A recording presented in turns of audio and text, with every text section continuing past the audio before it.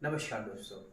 आज हम उस एक खास शख्सियत से मिलने वाले हैं जिन्होंने कि अपने ज़िंदगी में कई राहों को छोड़कर एक वो राह चुनी जिससे वो लोगों की मदद करने के लिए ज़्यादा से ज़्यादा अपना समय दे सकते हैं।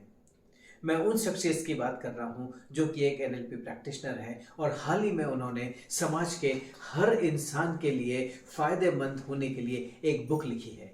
मैं इंट्रोड्यूस करता हूँ यहाँ पर डॉक्टर विभा शर्मा को। Welcome ma'am. नमस्कार। नमस्कार। कैसे हैं आप? मैं एकदम बढ़िया हूँ सर। चलिए, बहुत दिनों से आपसे मुलाकात इच्छा थी जी। और आज वो मौका मिल ही गया, तो हमने सोचा क्यों ना अपने व्यूअर्स को भी आपसे इंट्रोड्यूस करवाया जाए, आपकी उपलब्धियों से उन्हें बताया जाए और आप उनकी किस तरीके से मदद कर सकती हैं उन्हें बताया जाए। तो मैडम, मैं आपसे जानना चाहूँगा कि अभी आपने एक बुक लिखी है, जी।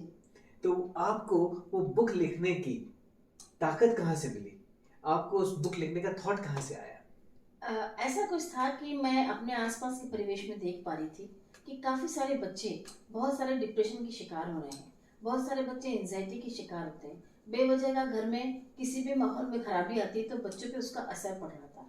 फिर मैं देख रही थी कि कोरोना के चलते चलते बच्चे मोबाइल से या स्क्रीन के एडिक्ट हो रहे थे और ऐसे में उनके मन मस्तिष्क पे बहुत गहरा असर पड़ रहा था। मेरे दिमाग में इस किताब को लिखने की प्रेरणा बहुत पहले से थी, लेकिन कुछ योग संयोग नहीं बन पा रहा था और मैं उसको मैं लिख नहीं पा रही थी। एक ही छोटी सी कोशिश मैंने अपनी तरफ से की है कि हम बच्चों को ही नहीं बल्कि समाज के उस हर वर्ग के लिए हेल्पफुल साबित हो सकें, जिसमें वो अपने सबकॉन्शियस माइंड को प्रोग्राम कर सकें। क्योंकि अभी एग्जाम का माहौल आ रहा है, तो मुझे और लगा कि नहीं, इस समय में ही इन बच्चों को इस तरीके से गाइडेंस की बहुत ज़्यादा ज़रूरत है। क्योंकि हर बच्चा एंजाइटी में पेपर लिखने में कुछ ना कुछ मिस्टेक कर देता है और आप जानते हैं कि जो 99% की दौड़ है, ये बच्चों के लिए ही नहीं बड़ों के लिए भी बहुत घातक सिद्ध हो रही है। तो कोशिश करके मैंने इसमें कुछ ऐसे एलिमेंट्स डाले हैं जिनका यदि वो बच्चे पढ़ते हैं या बड़े पढ़ते हैं तो वो उन्हें बहुत अच्छी तरीके से गाइड कर सकते हैं। तो मैडम, ये क्या ये बुक सिर्फ बच्चों के लिए लिखी गई है या बड़ों के लिए भी लिखी गई है? ये समाज के उस हर वर्ग के व्यक्ति के लिए है जो अपने आप में कुछ परिवर्तन लाना चाहता है, जो अपने सकारात्मक विचारों को और अच्छे से मतलब कहना चाहिए कि और महत्वपूर्ण साबित कर सकता है या मजबूत बना सकता है। क्योंकि देखिए क्या होता है, भगवान परीक्षा भी उन्हीं की लेता है जो देने की ताकत रखते हैं। हर किसी की तो परीक्षा भगवान भी नहीं लेता। तो मेरा मकसद सिर्फ ये था कि समाज के हर वर्ग का व्यक्ति लाभान्वित हो। इनकी जो इस बुक में मैंने कुछ एक्सरसाइज लिखी है और जो 4 एलिमेंट्स है बेसिकली उनका यूज करके। मैडम, अभी आपने बताया कि ये बुक्स जो है ये स्टूडेंट्स के लिए बहुत फ़ायदेमंद है। सो मैं आपसे अगला सवाल ये पूछता हूँ कि ये स्टूडेंट को किस तरीके से फ़ायदा पहुँचा सकती है? बहुत अच्छा क्वेश्चन पूछा आपने। इस बुक से स्टूडेंट को ये फायदा होगा कि आमतौर पे बच्चे अपना कंसंट्रेशन नहीं डेवलप कर पाते। दूसरी चीज, उन्हें हर बात की बड़ी जल्दी होती है और इसी के चलते वो बहुत एंशियस होके कोई ना कोई काम शुरू कर देते हैं। निश्चित तौर पे किसी न किसी काम की शुरुआत कभी न कभी कहीं न कहीं से तो होना निश्चित रहती है, लेकिन फिर भी जब वो बहुत जल्दीबाजी में कोई काम करते हैं तो उनके काम बिगड़ जाते हैं। इस बुक को पढ़ने के बाद उनकी एकाग्रता में वृद्धि होगी, साथ ही उनका एक एटीट्यूड जो होगा वो पॉजिटिव एटीट्यूड की तरफ वो लोग अपने आप को गाइड कर सकेंगे या ले जा पाएंगे उसमें। और उसके साथ उनका जो अवचेतन मस्तिष्क है, खास करके सबकॉन्शियस माइंड, जो उनकी सारी बातों को मानेगा, उसको भी एक्टिवेट कर पाएंगे। तो अभी आपने बात करी है एकाग्रचित्ता की, यानी कि कंसंट्रेशन की, जी। और दूसरा आपने मोटिवेशन की बात करी है। जी। सो स्टूडेंट्स को ऐसा क्या करना चाहिए कि जिससे उनकी एकाग्रता, उनका कंसंट्रेशन, उनका फोकस बढ़ जाए और वो पॉजिटिव माइंडसेट के साथ में मोटिवेटेड होकर अपना काम करें? नो डाउट आजकल के बच्चे एक जगह पर हार्डली 5 मिनट भी नहीं बैठ पाते और मेरा मानना है कि यदि कोई भी व्यक्ति एक ही जगह पर सिर्फ और सिर्फ 5 मिनट बैठ जाए या वो जो काम कर रहा है उसको सिर्फ कुछ देर के लिए रोक दे तो वो मेडिटेशन करने के लायक बन जाता है। इस बुक में मैंने सिर्फ यही इनको बताया है कि वो मेडिटेशन किस तरीके से कर सकते हैं। साथ ही साथ अपने फ्यूचर को बहुत अच्छे से विजुलाइज करने के लिए मैंने इनमें कुछ विजुअलाइजेशन की भी टेक्निक डाली है। ग्रेटिट्यूड हमें देना ऊपर वाले को बहुत ज़रूरी है कि जब हमें इतना अच्छा जीवन मिला है तो उसको हम मिसगाइडेड होकर नष्ट न करें या बर्बाद न करें। और सबसे बड़ी बात, जो एक कंसंट्रेशन होता है, आजकल की पीढ़ी को ये नहीं पता कि कुछ मॉर्निंग या नाइट रिचुअल यदि फॉलो करते हैं तो उससे उनका सबकॉन्शियस माइंड कितना जल्दी एक्टिवेट होता है। तो ये कोशिश मैंने करी कि वो इस चीज़ को पढ़ते भी हैं और उसमें से किसी भी एक चीज़ को फॉलो करना स्टार्ट कर देंगे तो वो उनके अपने जीवन में बहुत ज़बरदस्त परिवर्तन आने वाला है। तो मैं मैडम इसमें उम्मीद करता हूँ कि जब बच्चे इस प्रैक्टिस को लगातार यूज़ करेंगे, जी अपने जीवन में लेकर आएंगे, तो हो सकता है कि उनके जो मोबाइल एडिक्शन जो आजकल लोग परेशान हो रहे हैं, टीवी के प्रति एडिक्शन है, वो सब भी धीरे धीरे कम हो जाएंगे और वो अपने उस काम को फोकस कर पाएंगे जहाँ पर कंसंट्रेट कर पाएंगे जो वो एक्चुअली चाहते हैं। जी तो बिल्कुल। क्या आप उन्हें अपने गोल्स के बारे में भी बताना चाहेंगी? नो डाउट गोल्स हर एक बच्चे को लिखना जरूरी है।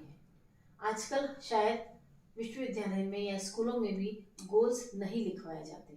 ऐसी कोई प्रैक्टिस हमारी शिक्षा नीति में है ही नहीं कि वो अपने एक व्यवहारिक ज्ञान के हिसाब से भी कोई सब्जेक्ट को पढ़े। यदि ये बुक भी वो पढ़ते हैं तो वो अपने गोल्स एटलीस्ट लिखना सीख जाएंगे। क्योंकि मेरा मानना है, कई बच्चे मुझे आके कहते हैं कि मैम हम लिखते तो बहुत कुछ है लेकिन हमारे काम पूरे नहीं होते। या कई लोग जब मैं उनसे पूछती हूँ कि तुमने अपना काम कुछ लिखा है तो वो या तो इनकार कर देते हैं या सिर झुका लेते हैं। जब मैं उनसे पूछती हूँ तुमने अपने गोल्स लिखे हैं तो वो या तो साफ मना कर देते हैं या कुछ जवाब ही नहीं दे पाते।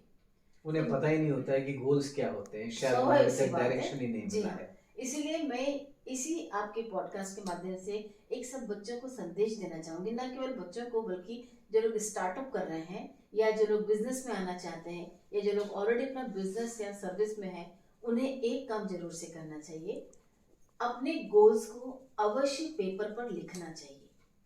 क्यों लिखना चाहिए? जब आप अपने हाथ से गोल्स को लिख लेते हैं और दूसरी चीज जब उनको अपने सामने रखते हैं तो वो आपको कंटिन्यूअस दिखते रहते हैं। तो जब आप गोल लिखते हैं तो फायदा होता है। जब आपने गोल लिखे नहीं तो आपको दिखे नहीं, दिखे नहीं तो आपको याद रहे नहीं, जब याद नहीं रहे तो आपके पूरे होने का सवाल ही नहीं होता है। एक बहुत सिंपल सी चीज है, किसी भी चीज को आप लगातार देखते हैं तो आपके मन मस्तिष्क पे एक छाप छोड़ती है। यदि वो छाप ही नहीं बनेगी तो आपके गोल्स पूरे होने का रास्ता कहाँ से निकलेगा। एक ये बहुत छोटी सी बात है लेकिन बहुत महत्वपूर्ण बात है, बहुत गूढ़ रहस्यमय बात है ये। तो मैं सब बच्चों को भी यही समझाना चाहती हूँ, हर एक वर्ग के व्यक्ति को जो भी अपना काम, जिनका काम सफल नहीं हो रहा है, उनको अपने गोल सेटिंग बहुत अच्छे तरीके से गोल्स लिख कर शुरू करनी चाहिए, ताकि जब वो लिख लेंगे, सामने रखेंगे तो दिखेंगे, दिखेंगे तो अवश्य पूरे होंगे। तो मतलब आपने नटशेल में ये बताया है कि करत करत अभ्यास के जड़मति होत सुजान, रसली आवत जात है, सिर पर होत निशान। बिल्कुल सही यानी बात। कि आप बता रहे हैं कि जब वो लगातार उसको देखते रहेंगे, पढ़ते रहेंगे, उसके ऊपर मनन करेंगे, कंसंट्रेशन करेंगे, तो उनके न्यूरल पाथवेज बन जाएंगे और उनको जीवन में सफलता मिल जाएगी। बिल्कुल। बहुत ही शानदार चीज़ आपने बताई मैडम। मैं आपसे एक आखिरी सवाल ये पूछना चाहूँगा कि इस वक्त आप बच्चों को और उनके पेरेंट्स को एक क्या संदेश देना चाहेंगे जिसको कि वो बहुत ध्यान रखकर अगले 1-2 महीने तक लगातार काम करते रहें? देखिए बहुत सिंपल सी बात है, परीक्षा का समय जरूर है लेकिन भगवान परीक्षा उन्हीं की लेता है जो देने की ताकत रखते हैं। बहुत शानदार। और दूसरा, जैसा मैं अपनी एक मेरी माता जी हमें बहुत अच्छी बात बोलती हैं इनफैक्ट, कि सबल कंधों का सहारा मिलता है तो एक बौना भी आकाश छूता है। हर पेरेंट का आज ये कर्तव्य है कि अपने बच्चों को वो सबल कंधा प्रदान करें, चाहे वो अभी नकारात्मक सिचुएशन में ही क्यों ना हो, लेकिन सकारात्मकता की तरफ लौटाने के लिए उन बच्चों को उनके सबल कंधों का और उनके मोटिवेशन की बहुत ज़्यादा ज़रूरत है। एक पुख्ता खंभा बन के उनके साथ खड़े हो जाइए, उनका कॉन्फिडेंस अपने आप बढ़ जाएगा। बहुत ही शानदार मैडम। सो मैं जिस तरह से देख रहा हूँ कि मैडम ने बहुत 2-3 इम्पॉर्टेंट चीज़ बताई है। एक उन्होंने बताया है कि यदि सबल कंधों का सहारा मिल जाए तो बौना भी आसमान को छू लेता है। तो दोस्तों आप भी अपने बच्चों के लिए सबल कंधे बन जाइए ताकि वो भी उन कंधों के ऊपर बैठकर उस आसमान को छू लें। उन्हें पॉजिटिव अप्रोच सिखाइए, उन्हें कंसंट्रेशन, उन्हें किस तरीके से जीवन के अंदर अपने गोल्स लिखकर उनको अचीव करना है ये बताइए, ताकि आपके बच्चे भी सफलता को छुएं और आसमान को चूमें और उनके जीवन में खुशियां ही खुशियां रहें। बहुत बहुत धन्यवाद मैडम, आप इस शो में आए। Thank you so much. तो आप लोग भी यदि ये इस बुक का फ़ायदा उठाना चाहते हैं, इस बुक को अपने जीवन में वाकई इम्प्लीमेंट करना चाहते हैं, तो ये बुक आप डायरेक्टली डॉक्टर विभा शर्मा से मंगा सकते हैं, उनसे कांटेक्ट कर सकते हैं। उनके नंबर्स यहाँ पर देकर रखे हैं और बहुत जल्दी ये बुक अमेज़ॉन के ऐप पर भी मिल जाएगी, तो आप वहाँ से भी इसको ऑर्डर करके मंगा सकते हैं।